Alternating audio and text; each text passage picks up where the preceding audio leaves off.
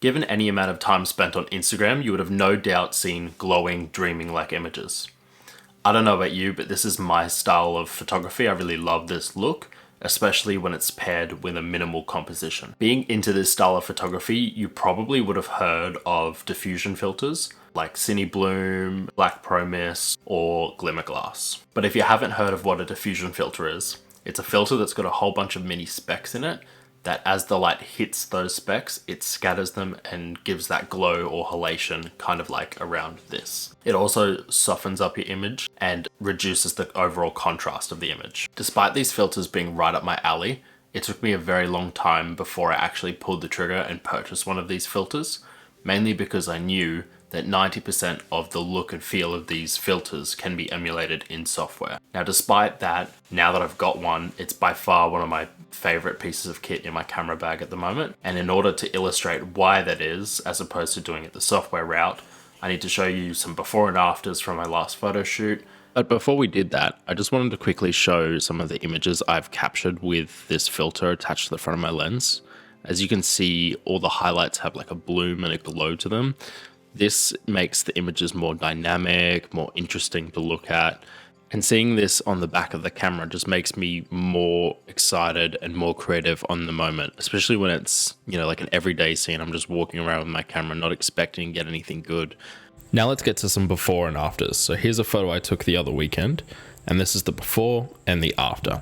As you can see, there's quite a bit of glow added to the hill there, as well as just to the overall scene. Before, once again, nice and contrasty, lots of details in the rocks. And after, there's a lot more glow, it feels more dynamic. So once again, before and after. So I've mentioned in this video that you can get 90% of the look of this filter all in software. So here's the before without the filter once again, and here's a software version of the glow filter. So we can use dehaze, clarity, and masking in Lightroom to get this look, as well as if you want an extra bit, you can jump into Photoshop and apply an Auden glow effect.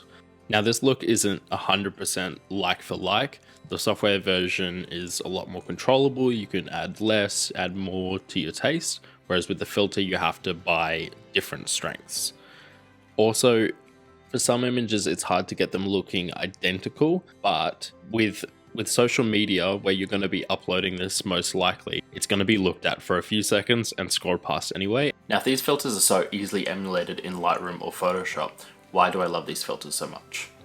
Most of it comes down to the experience this filter gives you when working with it in the field.